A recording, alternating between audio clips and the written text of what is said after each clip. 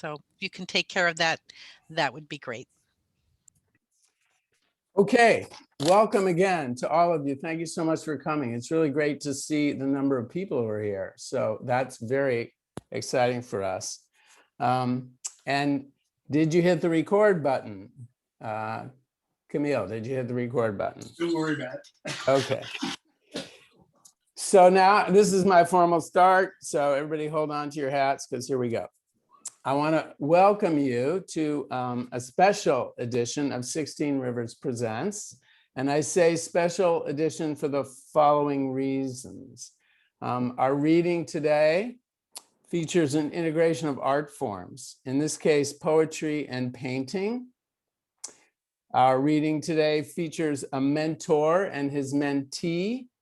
Ricardo taught at Miami-Dade College for a long time, and Jose was one of his students. And they've stayed in touch and are close, and that's why they're paired.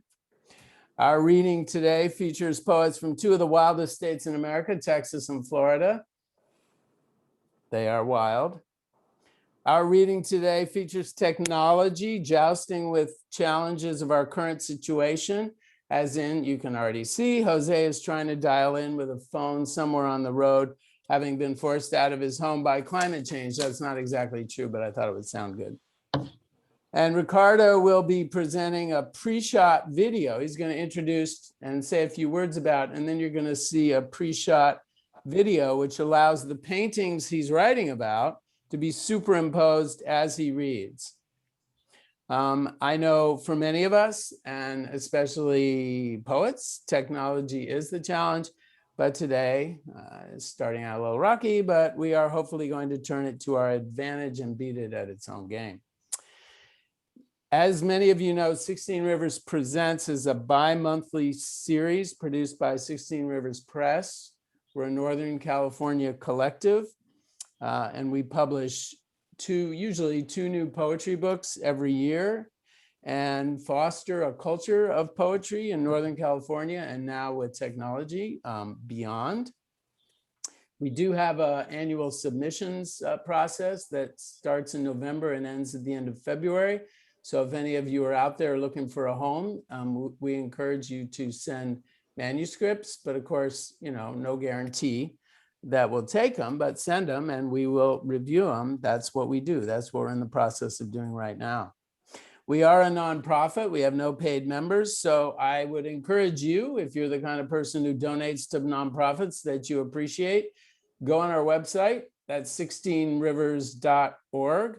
And there is a place you can find to donate. Periodically, we have campaigns and Fundly campaigns and stuff, but you can donate anytime, all year long. And believe me, we would appreciate it. It'll help us keep this good work going. Also, while you're on that website, 16rivers.org, take a look at some of the other projects, very exciting projects that we're doing, including we got this anthology, America, We Call Your Name anthology that came out a couple of years ago, full of poems of resistance and resilience. And that has taken on its own, I'm getting messages from Jose, that has taken on its own life and is being distributed in schools all over the country, actually, as we speak, and they're in the classroom. So that's very exciting too. Besides generous donations from people like you, this series is also partly funded by a grant from poets and writers. I didn't tell you that my name is Eliot Schain, and I'm your host today, but supported behind the scenes by members of the press, especially for this reading, Stella Baratlas and Camille Norton, Dane Servine, Maya Khosla, and Patrick Cahill. And I want to mention that Stella and Dane have two beautiful new books that are coming out at the beginning of April. They'll be released beginning of April, and I urge you to keep an eye out for them. So I want to make this brief because of the nature of what's to follow. So let me move into the poets. And I tend to introduce both and then pivot in the middle very briefly.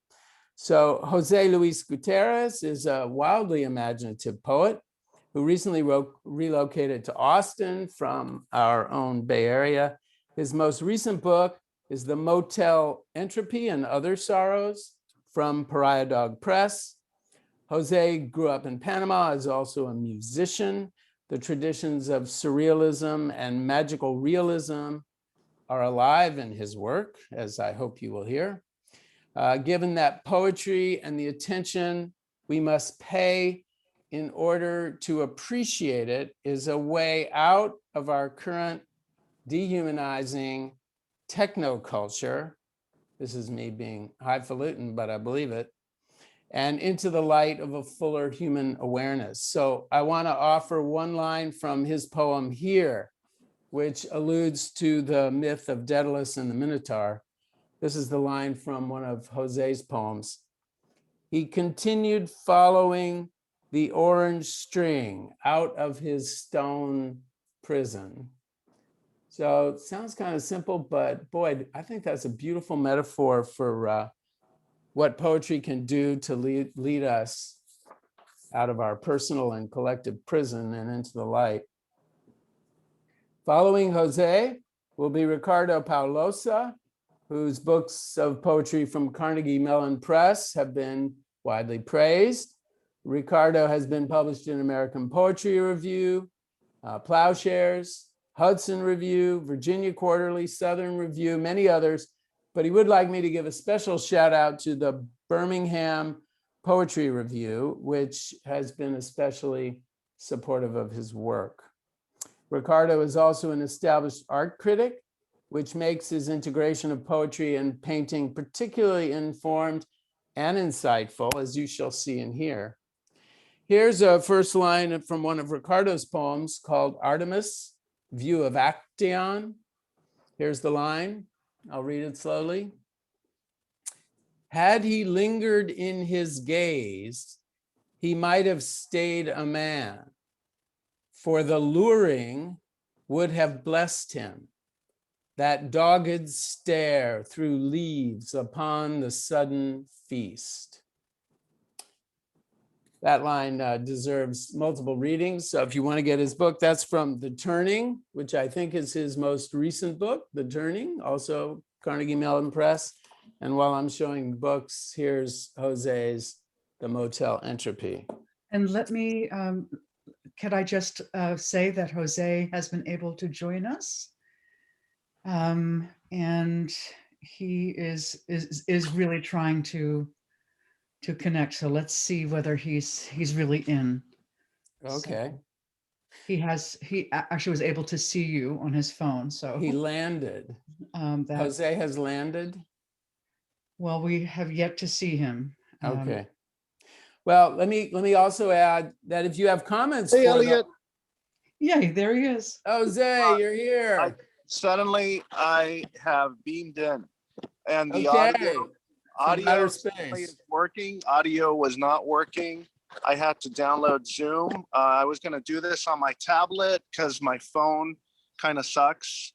So here we are. Well, I was just saying, Jose, that we're going to make technology be our servant today rather than our master. So I can drink to that. Yeah, do it. All right. Well, I'm just about ready to let you take it away. But before I do that, if anybody has any comments for the authors, I think Camille or Stella or maybe Terry alluded to this earlier, you can go in the chat room and they will, and I urge the authors to take a look at the chat room in case I forget to send something to you or whatever. I should also say this is being recorded and we will upload our recording onto our, Stella, help me with this, our YouTube channel? YouTube channel, yes. YouTube channel. We have a 16 Rivers YouTube channel and it'll be available on there along with other readings that we do. That's our standard practice now. So without any further ado, now that we have Jose in the house, he will read for a while and then we will pivot to Ricardo and Ricardo will speak about integrating paintings and poetry, and then you will see this amazing video. So Jose, take it away. Okay. Okay, so this is a very, this is a great honor, getting to read with Ricardo, who is he's greatly accountable to the reason why I began writing poetry to begin with. He was my professor, English professor in college, and he gave me the poetry bug. And since then, I've just been writing it seriously. And so, this is a great privilege. And I'm going to be reading from two books today: A World Less Away, my first book, which came out in 2016, and The Motel Entropy and Other Sorrows, which came out in 2019. And I'm going to start with a poem from Motel Entropy and Other Sorrows called Butterfly Effect. How's the sound? Is the sound good for you guys? Okay. I hail from a dozen hailstorms, said the sailboat to the pyramid suffering a heat stroke, in whose shadow stood the disciple about to shovel a fistful of locusts into his Wookiee mouth, just as the elephant decided to rear up and stomp his trainer like a field mouse before rows of spectators, while high above in the marbled clouds, the pilot announced the fuselage was undergoing a crisis of identity and had sprouted feathers. And so a crash landing in the Aral Sea was imminent, except there was no water there on account of the Soviets rerouting the river flow to grow cotton, which gives dry law a whole new meaning. This led the Goldman Sachs banker of porcine bearing on that flight to clip one last fat torpedo while shuffling the numbers of a dozen portfolios with holdings as toxic as Fukushima, with the mystic reverence of a boy about to deliver the longest turd in history. The butterfly never knew what hit it when the net was cast and the pin impaled it just as the disco ball started spinning, a new constellation sparked into existence.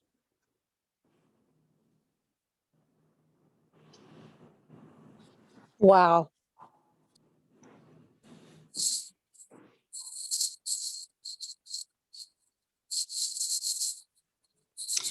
This next poem is called Sea Monkeys, and I start with a quote from the film Psycho. Well, if it doesn't gel, it isn't aspect, and this isn't gelling. Brine shrimp spawn a galaxy in a fishbowl. Ergo sea monkeys exist. So do Higgs bosons and Demodex. These last look like scorpions and live on the canopy of your eyelashes. The difference being they're not sold at toy stores as a novelty item. PETA has so far remained notoriously mum about sea monkeys. Long before that Nazi-sympathizing corporate von Braun had patented his Presto shrimp aquariums in the late 60s, Kubla Khan's gift to Marco Polo when they first met was a porcelain bowl of sea monkeys swimming in unfettered motility. Michelangelo sculpted a frieze of sea monkeys once. It's now in one of the 9 circles of the Vatican next to Pope Joan's Feldo. Lao Tse was fond of traveling with an entourage of sea monkeys wherever the wind carried him. This led Confucius to think him a mad poet beyond his time. It is a well-known fact how highly Jesus thought of sea monkeys. This explains their fluency in Aramaic. Sea monkeys, like leaf hoppers and earwigs, could desperately use a rebranding. According to Pliny, you'd be hard-pressed to find creatures more congenial than sea monkeys.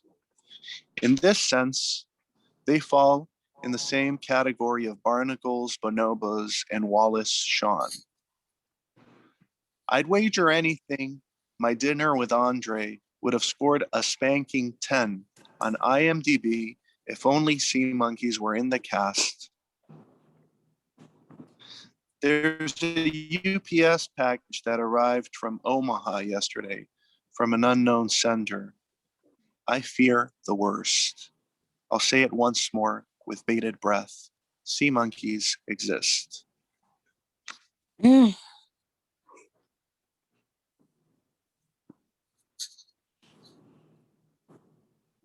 This is very strange. I don't see any faces. I've done Zoom readings before, but I guess you have to scroll around and, oh, there we go. Hey, Ricardo. Hey, Jose. There he is. Okay. Did you get your gallery there, or your? If you want a huge audience, go to gallery. Yeah, this is very strange, very dystopian, I must say.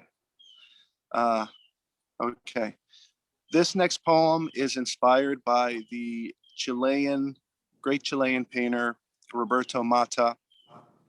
And it's a painting titled Earth is a Man.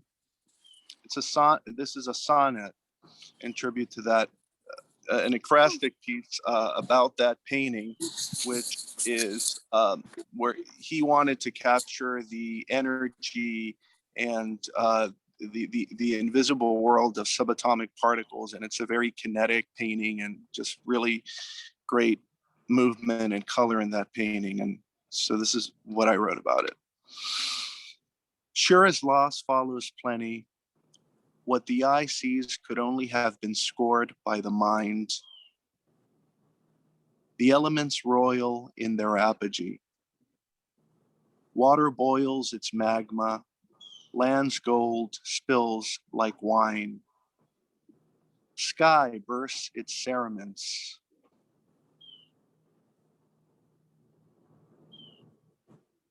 And weeps its stony lament, oracles of flame for a cooling sun. Inclement winter melds with the bone constellated dunes. Flowers calcify in a wasteland's glass taciturnity. This is the centrifuge where seething night spins its runes. If only appetite could obey cosmology, then the bestial energies might be tamed in their fiery spokes by a magus of the game.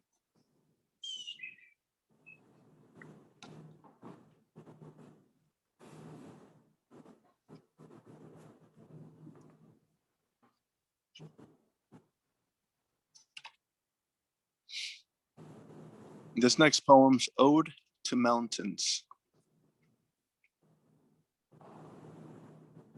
I started with a quote from John Keats.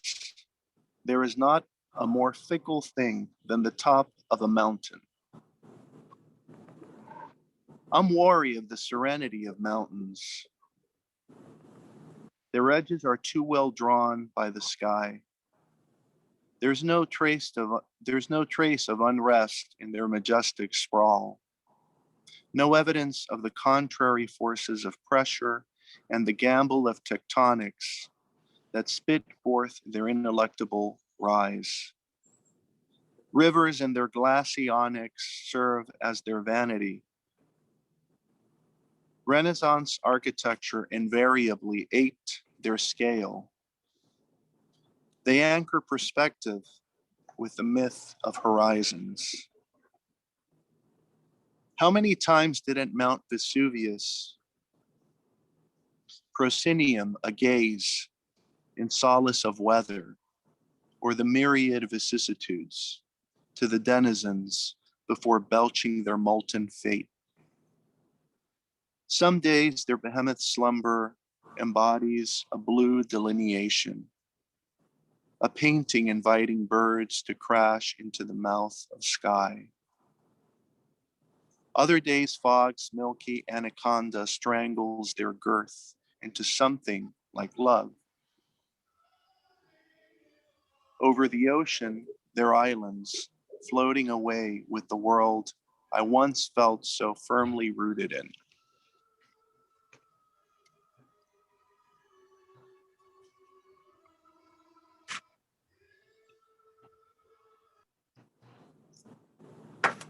So For this next poem, I'm going to do something a little different. I have a guitar here.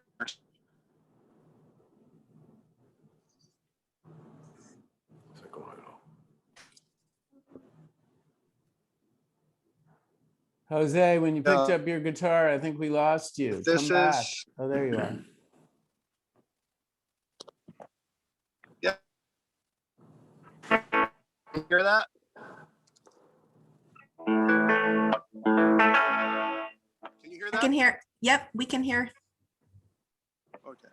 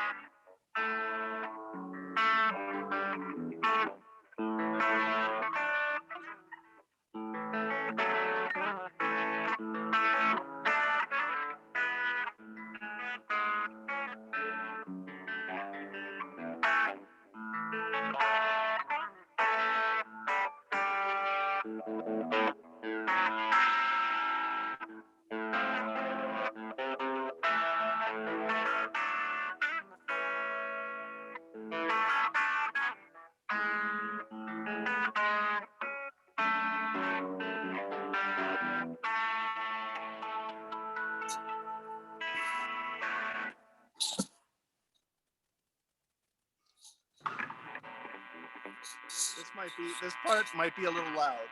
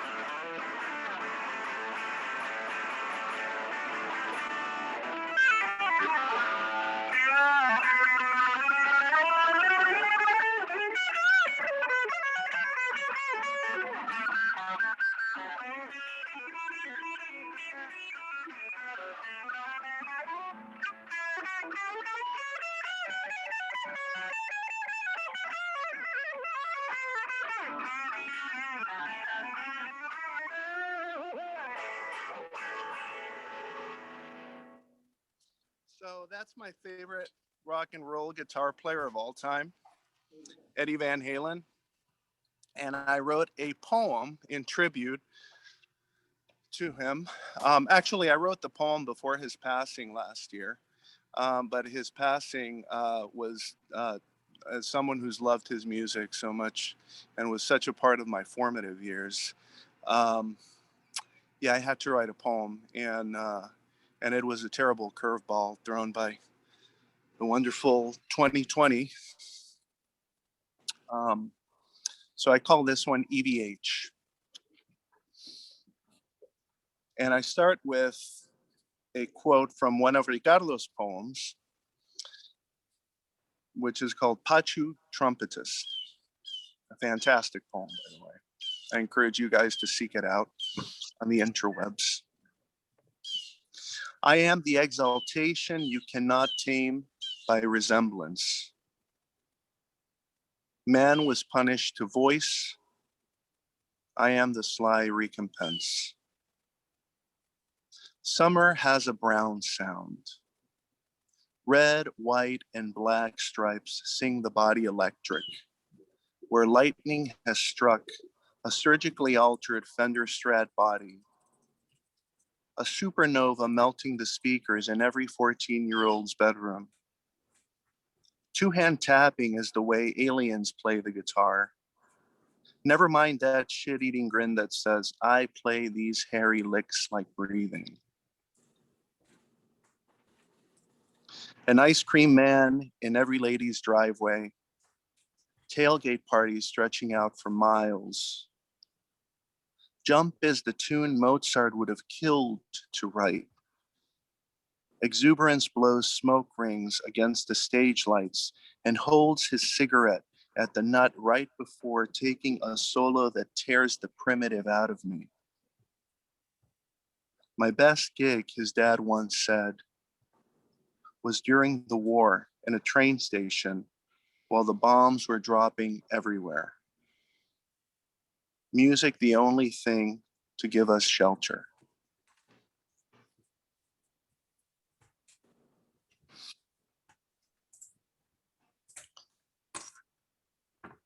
Now I'm going to go back a little and read from my first book, A World Less Away. Both of these you can get at Lulu, by the way, through my own imprint, Pariah Dog Press. I get more money if you get it through lulu.com versus Amazon.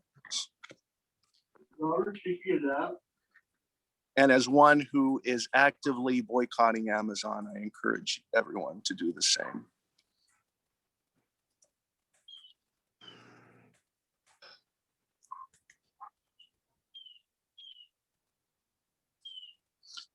Let's see.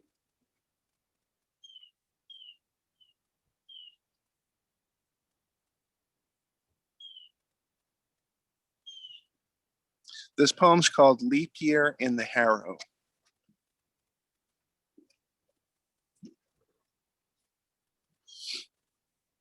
One leap year in the Harrow with February long gone. There is a near joyous errancy in the coastal wind. It's Memorial Day, and the world has defenestrated itself into color. The green swell of leaves in the yard sways to the vagaries of some lost song about remembrance. This morning, meeting my reflection halfway, I derived the equation for defining the event horizon of a mirrored surface. I favor the interleavings of language where silence speaks its verb and muscles its case. A possible vernacular where sky is synonymous with wings and every breath spells closure. Traffic multiplies itself into slowness, 3 dense lanes of it gleaming like a dung beetle crusade, teasing entropy's coiled sleep. The forecast states a monk will roast under God's own magnifying glass. Once again, the mind sets about its customary machinations of needs and wants. Everything the 9 million waves of ocean will drag and smash against the agglomerate of this life before a tidal homing blesses us with quiet music and the weightlessness of stars.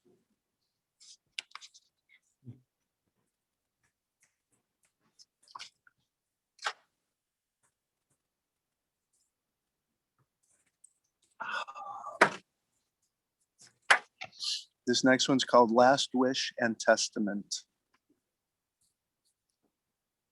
There's this blueprint of a life I keep to myself, folded neatly like a letter I will never send, a shiv tucked close to the heart, a passport stamped by clouds and sanctified by sky, the absence I carry and will one day walk into.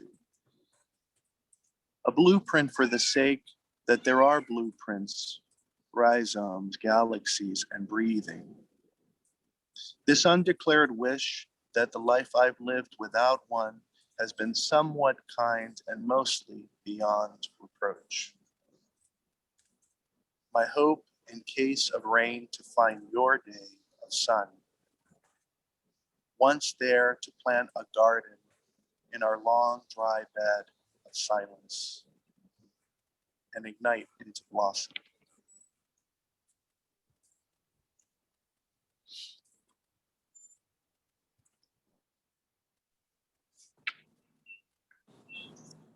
And this last poem is called Dream Migration. This pigeon with a broken wing justifies my fear of flying. Windows are traps of clarity made to ensnare the sky. How many windows depends on how many skies my mind can hold without shattering into a million mosaic pieces. A matryoshka doll of days nesting different skies, or memory palace of clouds in nomadic configurations, spelling both hello and goodbye, like faces staring from the back of their own heads in certain paintings. Because of the myth of breath, trees are necessary, and birds uneasy at their perch remind me how we're all animals caught in the same blue distances of our dreaming, encase fog with a chance of mountains, a sea or moon epiphany, and tides give way to the gift of rising. Soothsay your ways, said the blue-gray gnatcatcher, arriving on yesterday's wind to alight on the crabapple tree outside my window. One of its feathers can pack a zillion top quarks, the densest particle in the universe, and not miss a wing beat in the coming migration. There's this memory of my father showing me how to fly a kite before loss found a foothold. A park blazed with the last of summer's hydrogen. The bright red jellyfish kite he held firmly anchored in air's feral trough and dazzling us with its streamers. The day promised to stay forever. His gestures demonstrated what in speech he withheld, that the trick lies in holding the string while slowly letting go.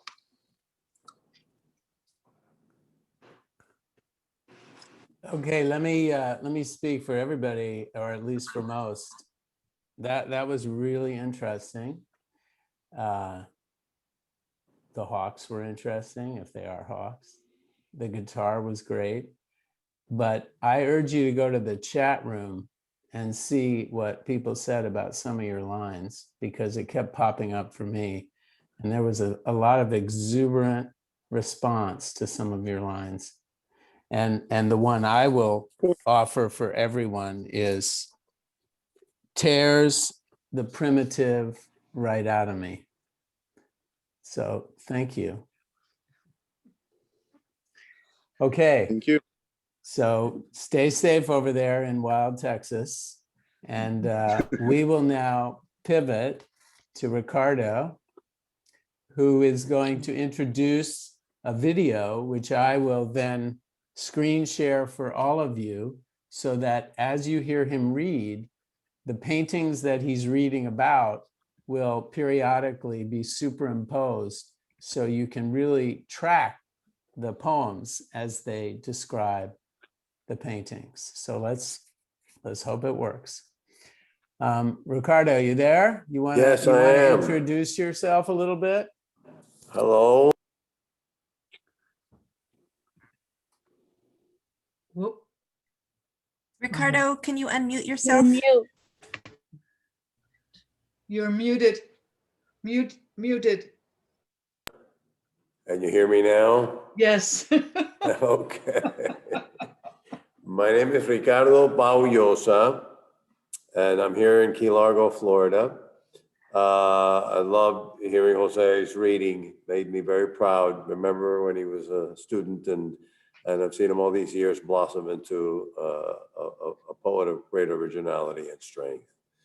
The video you will see is was taped at my home, and it as Eliot said, it superimposes images from the paintings that inspired the poems you're hearing. It's always been a challenge, of course, to write ekphrastic poetry, or poetry based on another art form, in this case painting.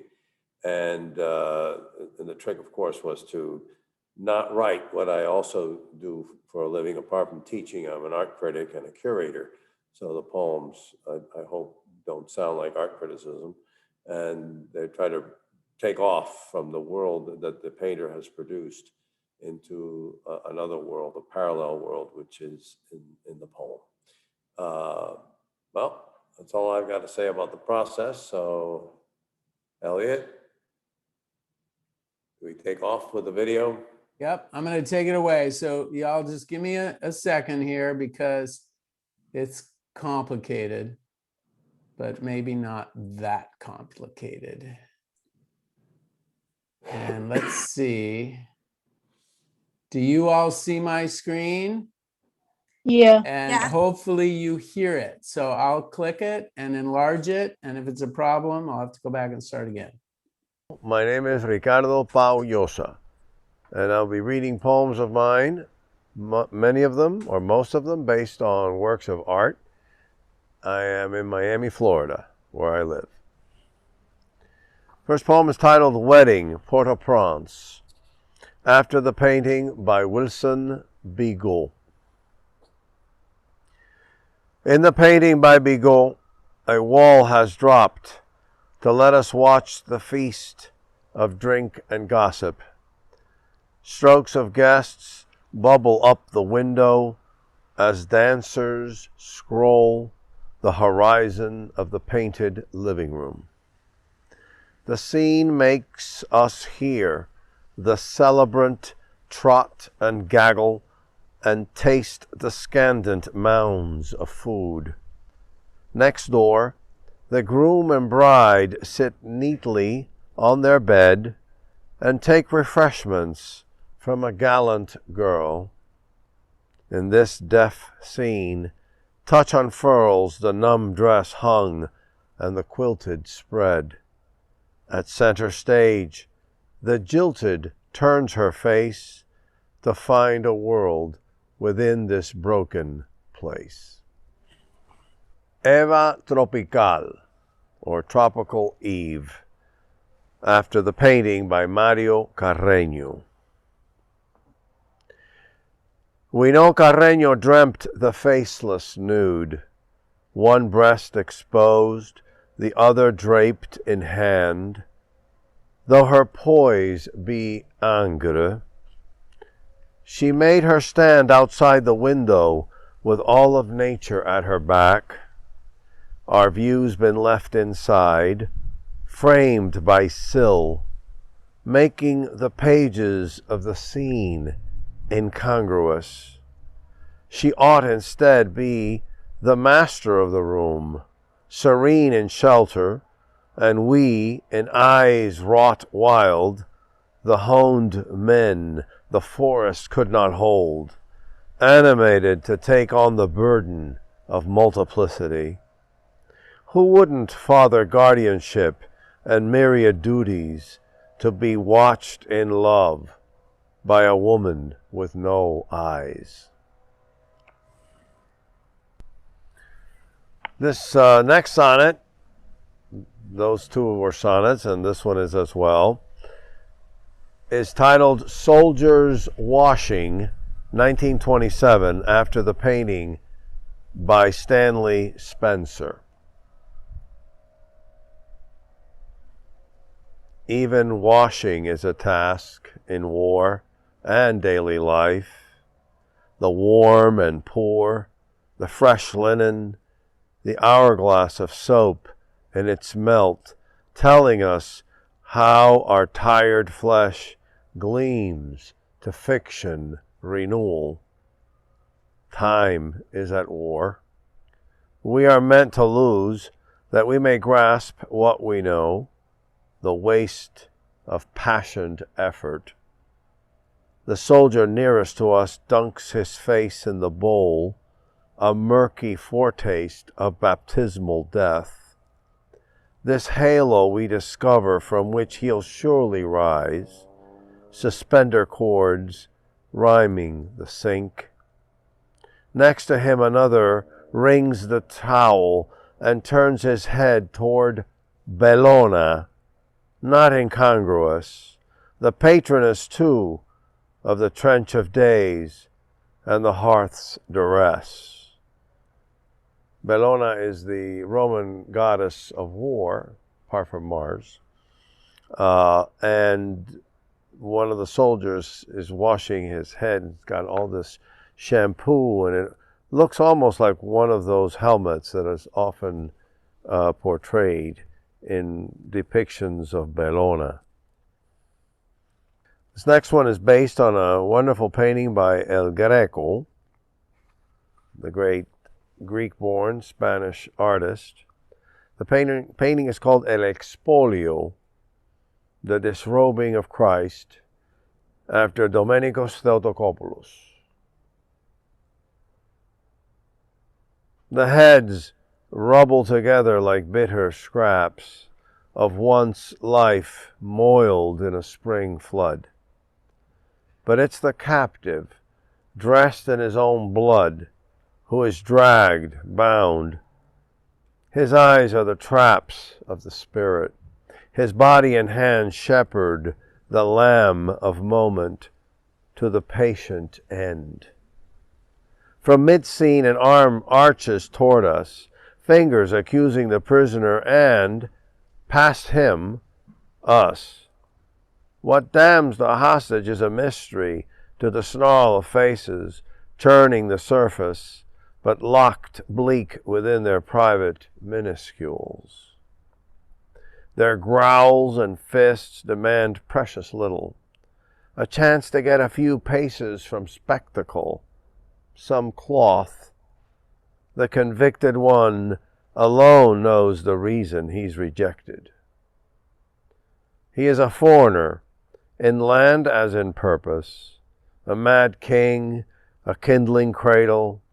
A dark hunger brought him to this capital, to fall under suspicion for works the future holds virtuous and prophetic. The scene is flattened by a tide of heads, and the red robe reveals how a space chiseled into planes congeals the paradox of the martyr with that of the orphaned artist. How like an egg against the harsh straw, a coin in the vaulting earth, a whisper in the arena, they both must bring the world closer the more it riles and hates in the luxury of its brash ignorance. How moot light renders the present with its store of silence, blood, and absence. Artemis, the Greek goddess associated with the hunt, famous episode of her and Actaeon, who was a young hunter, a young man with his dogs out hunting in the woods, when he comes upon a scene of Artemis and her host of nymphs bathing in a stream or in a pool. And he, of course, is fascinated and starts looking very intently until he's caught. And Artemis, enraged at the insult, turns him into a stag, and then his dogs chase him, because that's what they do. They chase deer, and they rip him to shreds. So this is Artemis' view of Actaeon, and she is speaking. Had he lingered in his gaze, he might have stayed a man, for the luring would have blessed him, that dogged stare through leaves upon the sudden feast. Later, the story, to save him, has him the beast whose nature turned him, whose animals could not help him beyond themselves. No beauty brought him to the wilds with rancorous bow, the flight of prey crisping nostril and pupil, rousing the might of skill against nature's odds. Perhaps as a boy, almost still, fumbling with shaft and decoy, he strayed, suffused before pure beauty in a virile guise, and he recoiled in duty as a new man. This led him to renounce all harmonies and graces, lest they announce again the dread enchantment with one's own. I've seen them prowling in my verdant zone, strapping branches to their heads and backs, studying the frailest echo of lusted tracks, and burying themselves in the chore to kill, antler, tusk, and hide, which, in truth, fulfill the role of what they cannot undo in the mind. Who could otherwise neglect woman's kind in art, food, music, in the sway of cloud or the pages of a brook, even in the hound at rest, lustrous if impatient, even in gold? In nothing do they find the petal's damp fold or the harp's embrace, for a shadow of their sex has possessed and eclipsed any and all objects of desire, born as this must always be from aesthetic appetite, poorest, never free. The hunter lost in weapon and image hunts himself, despising what he cannot confront, abjuring the happiness of those caught up in the porcelain wine and silken plot, where woman and her art take their place as the goal and prayer of every chase. Lots of poets have written about Orpheus, the great proto-poet, if you will, who tries to rescue his wife from the bowels of the underworld. This is after a Byzantine carving of Orpheus. He strums his lyre in stone, in Greek, to hover on salvation's dome, and leave his classical womb behind. The animals in awe halo music's prince, as they never did with Noah, cramped in his dark duty, waiting to be free, to ignore the soldiers steadfast, and take the hills, the plains again, breed and kill each other, resume the melody of a bloody life, the only one they've been allowed to know. Orpheus tried to tame the common beast and the triple dog, the god of death and the dead girl. But he cannot leash the irate mob who, snubbed, detest loyalty and song. Who is he to grieve while we yearn? Who is he who undoes, briefly, death, but will not calm such hearts? The final reference, of course, to the mob of women who adore Orpheus and are very upset that he's still mulling over his relationship to Eurydice, and they stone him to death. Okay. This next poem is titled Anno Domini, Year of Our Lord, 452.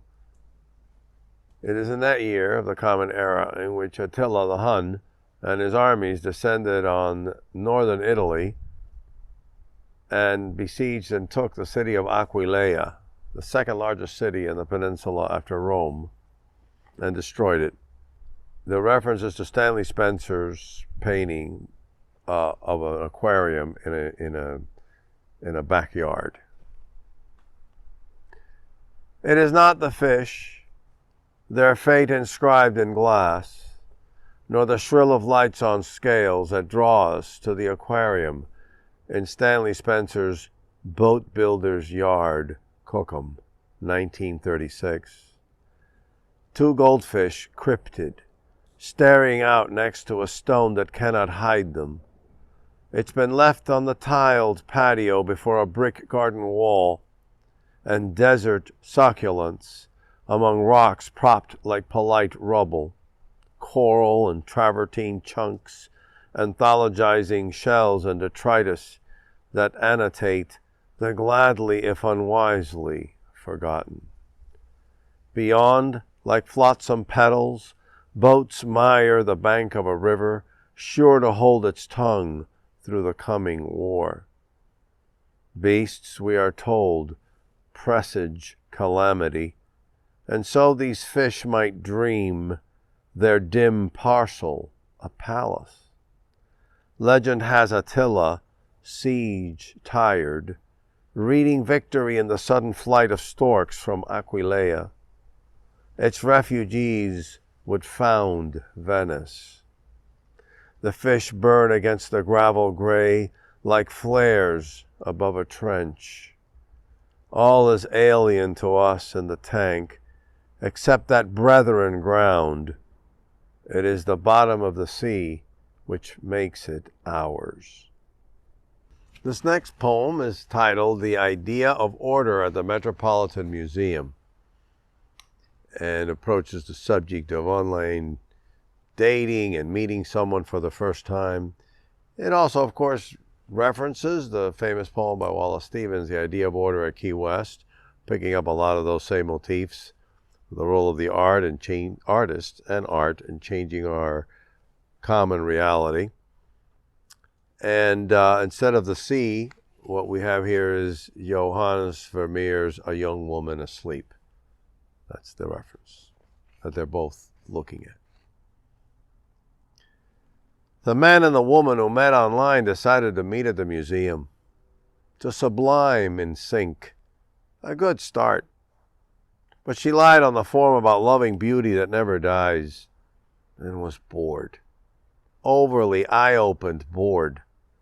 Performing happiness as per body language cues from a magazine. The man, too, though in his element, was bored. Having lied as well about how wide his taste ranged. Stocks, art, arm wrestling, jazz, of course, with a touch of punk now and then. Look, he said, pointing to the Vermeer. The woman mistook this for a challenge. The girl in the painting slumps in a doze, doubling in her dream the world we know. But the woman now felt exposed, the proscenium of her tedium breached. The man lost himself, again in patterns woven into folds and clumps, as if the blanket was still stored in a careful trunk, and the dreaming girl had let us down into it with cords, her sleep trammeled by accident. Propped yet no less lost to sleep, the girl is dressed in wines that whisper leather chair and tablecloths. It is a shore the girl configures on the table before her, where the man and the woman meet for the first time in sandy nakedness, and the glassy bonnets of jellyfish fail across the frontal lobe of the sea, where hardness and algae push the beery lip away and back. The man notices the woman needs caffeine or potassium. So up he had gotten on nutrition and its yank upon the flesh. Enough, Vermeer, he said. She sighed for nourishment. Still haunted by the girl, the man asked his date if she had noticed how in the painting the wave of one intent abandons the choral shapes of fruit, wing, and heraldry, rhythmed in loom. Not in these words exactly, but he felt the need to know just how deeply it went for her, the sleeping girl, the wafting shapes. Isn't it clear, he would have loved to hear, that the girl seeks in dream the gift of being known at a glance, unlike the waves we simply see as waves, forbidding difference, that they may rush, cleanse, and extinguish in sibilance and thuds? But that is not what he heard. They would quibble after coffee and cake over the check, the woman insisting on paying half, and he countering it was his idea to meet. But they went Dutch, and that was the end of it. This one is not necessarily based on a painting, but certainly on two characters in movies that we've seen over and again, Godzilla and King Kong. Monsters. I confess, nothing drew me to their comic kind when my years made natural their allure. The huge ape, circus-bound yet deeply in impossible love, scaling, then falling in a hail, was neither troubling nor braced with the lightning-rod destinies of desire. Nor did the great lizard, fire-eyed and crater-breath, calmly venturing across a livid metropolis of guns and screams, bridges falling like cardboard, entice the scroll of fantasy. Now, theory-armed and like a miner seeking to gem a culture's lows out from the vulgate dark, I watch the stammering flicks and glossy remakes, roll the plastic toys in the tide of my grown hands, and understand America as a ship run aground in allegory. Its childhood id was chained and hauled across the sea and tossed among the granite monuments, clutching its blonde trinket. Behold, the towering reptile, the adult id, finally breaking the spell of regimen, not to glow in the earned zenith, but to burn in a rage of vices. I know why their aberrance did not speak to me, in flight from a breathing monster, and why I refuse to forsake the right to renaissance, privately, if that is how it has to be. The reference to the breathing monster is, of course, communist Cuba and its tyrannical leader, Fidel Castro, whom we fled from in 1960 to come to the United States. This next poem is titled The Prodigal's Brother and references the famous story in the Gospels of the return of the prodigal son. Wonderful painting by Rembrandt of the return of the prodigal son, probably the best approach to it in art. But here I'm referring to the brother of the young man, the brother who had stayed behind to support his father, the dutiful brother, who is not at all amused when the squandering younger brother returns and is greeted with such enthusiasm by the father. The prodigal's brother. He was the shadow that held the father up when, sweeping the swept clean horizon with his eyes, the old man sighed off another good night. A darkness numb spoke itself between the dutiful axle of son and the patient wheel of the father, a millstone in a landscape, a season punctual, a wedding that follows all the rituals. How unlike art life was. He had nurtured hopes for the stage, a life of images and paint, the tossed rhyme which nonetheless captures an age. He left that for future men to teach with stories, live their lives into a poem, perish in martyrdom's ardent reviews. A fancy dinner, or was it a simple repast for brutes who would change the world? He could hear the neighing of the wooden planks being rolled into his world. He imagined destiny coming, army bright and clanging, and he tended the laborious sheep and field, pruned the vine, and swore the rightness that followed from it would never abandon him. That's when the story asked him to stand there. No, over there. The young tattered, whose choices removed him from the nature of this fold, had returned. And the joy, as if defeat and mercy could, mating, undo what the broken had willingly become, struck his brow, thorned with injustice. Finally, it wasn't happiness or its lightning that got to him. but dutifully, when everyone else was snoring feast in detail, how he had to drag that shovel up the rocky hill that waited for him and bury forgiveness, now that it too had squandered its place in the golden day.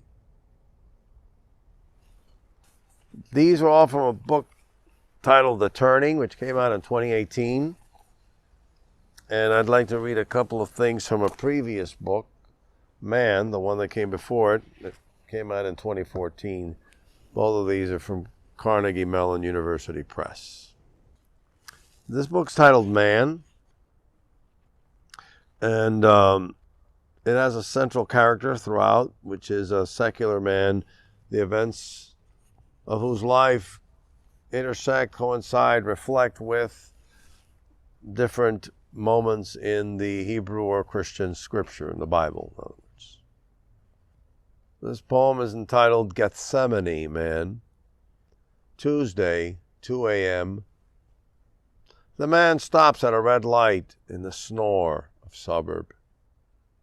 No cars but his under the red stern, and he wonders if it might just be all right to run the light. For he's looked both ways twice now, and the cavern street crickets blindly.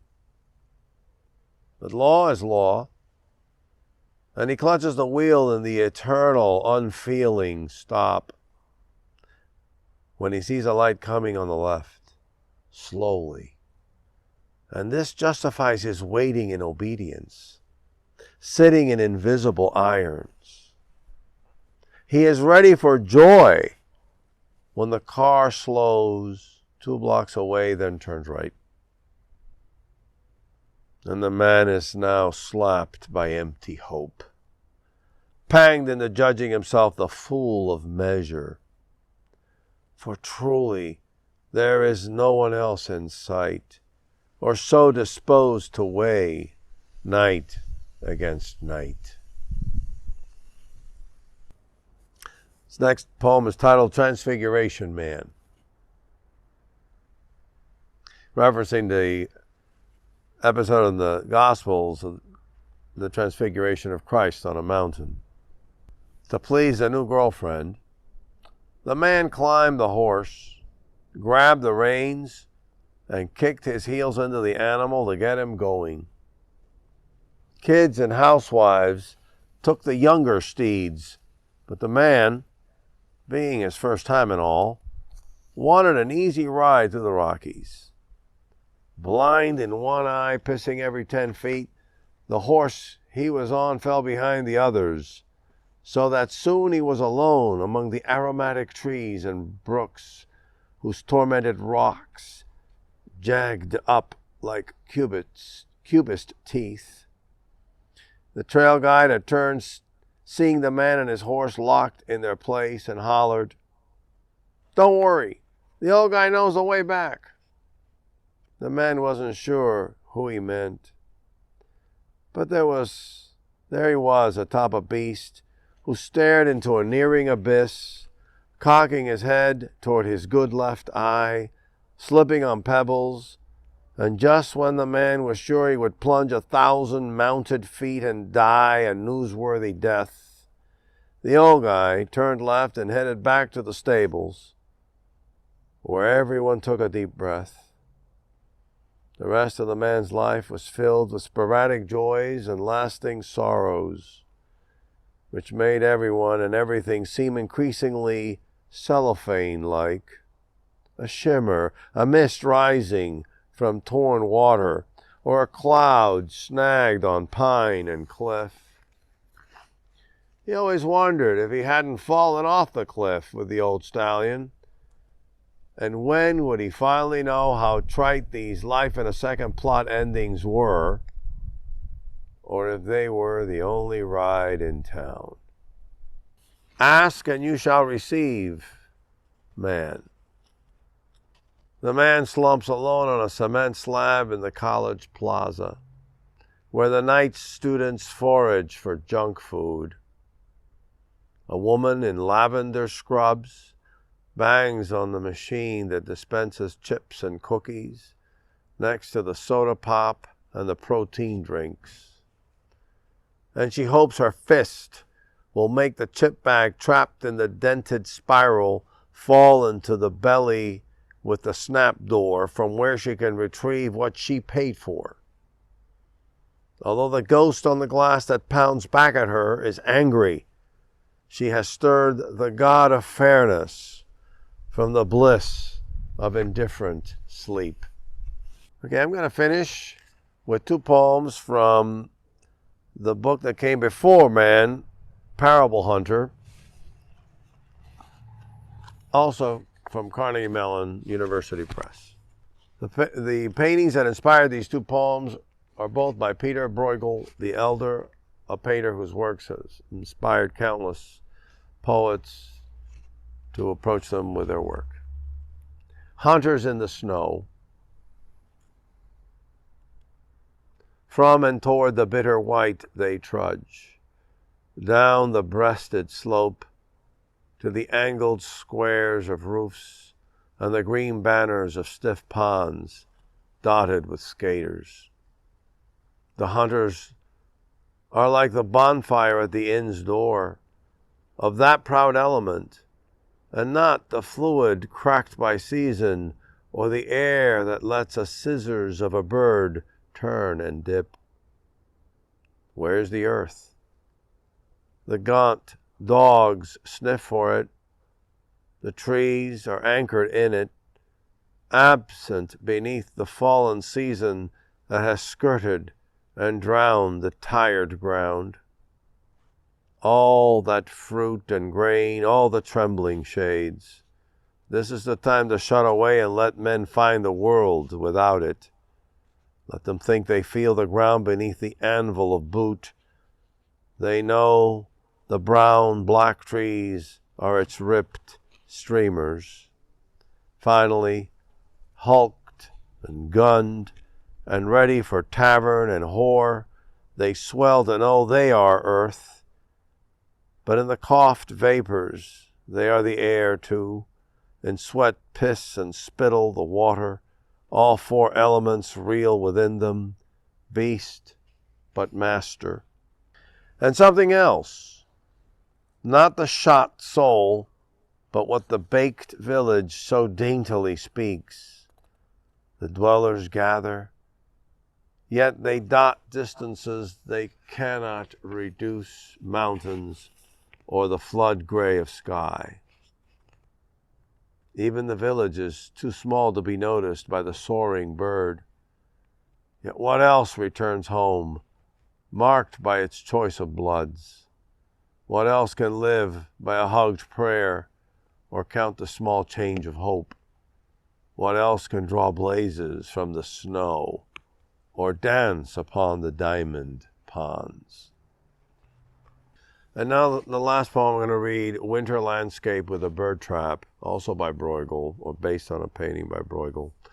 It's a wonderful picture, another winter scene. This time it's higher up in you see on the left side of the painting, a very placid sort of picture of skaters on the frozen river and families and little almost gingerbread looking houses. And on the right, a tangle of branches. Birds have been drawn to a bird trap, and there's a rope from the trap all the way up into a small window where someone is getting ready to spring it. Not all the birds think the kernels above the stick-propped board are the gift of heaven. Some spy and dawdle on the barren twigs the season has knitted. Like melted cages, the branches cannot hold, yet the ambition is there. As in the ice that so wants to burst into warmth and drown the paunchy mother and her rapt child. The skaters swinging sticks, the ambling villagers, all caught in the hunger's minutes and pennies. And the bundling snow, too, wants its kill, to take these talky mammals down, like the thin wolf or the late-born fawn. All the forces of the wild will not shear the species that hides in skins and houses. Indeed, they've burnt down nature's clock and storage and war on borrowed soil. By mine and net they balance the world into purpose. And now a clever one props a board up, drops corn and waits for the birds to lose the fear that brought them through the sun-green talon and claw. To fall now under Blight's sagacious shadow in this parody of shelter, this house the kind master must have built just for them, the artless few who stayed the acrid season. Was it wrong to hope for dropped petals of food and a slice of roof to warm the ground? And wrong to take the string that arcs in the bitten gusts for the summer rope a blur of children jump through? Who but the safe, dark starling, staring at the loose finches and sparrows cradling into the trap, could damn their needs? Did he not scoff at the scarecrow to crown his beak with corn, when all the harvester could do was hope he'd had his fill? Starling's kin holds the string, the brother featherless wing that shuts the trap. The grim window is nature, too.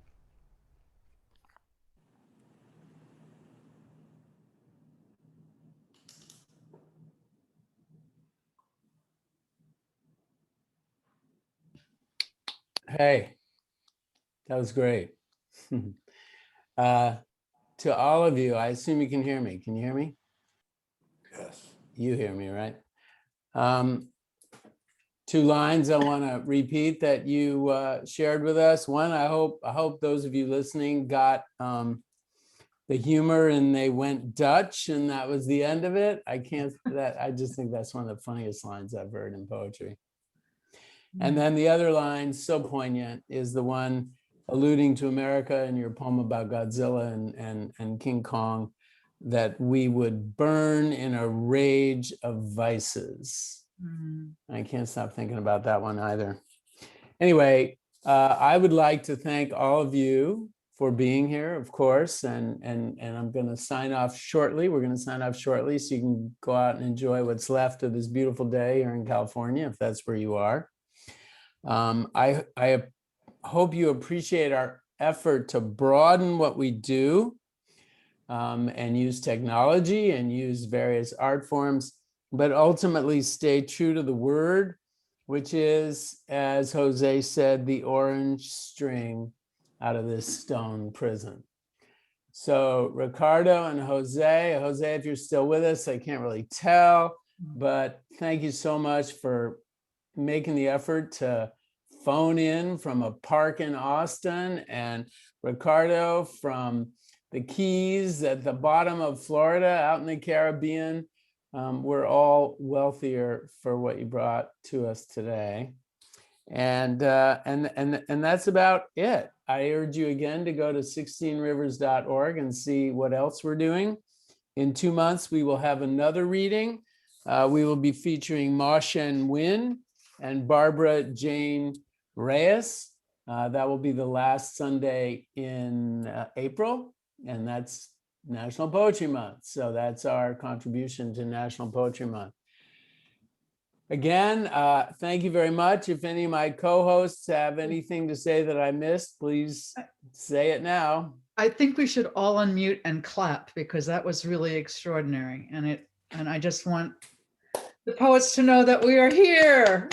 Hey. Yay! Thank you so much. Great reading.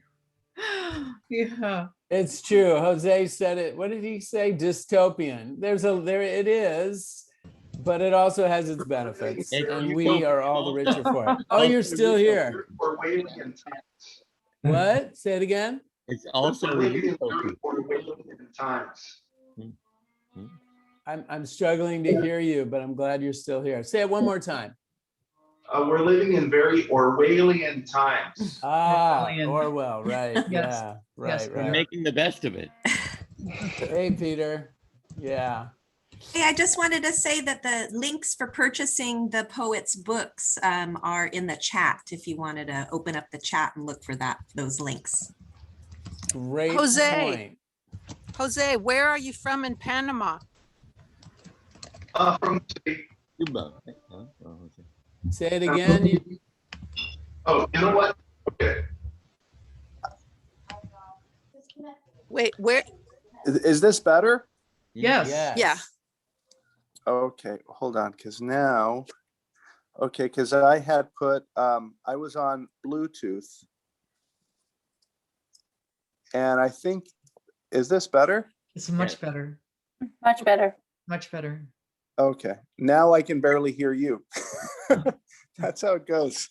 That's Well, technology for you. You know, let me say this. Hold on one second, Jose. Obviously, if you can all sign off and go away and join us in 2 months and stay on our website and stay on my email list and etc. But we can offer some time for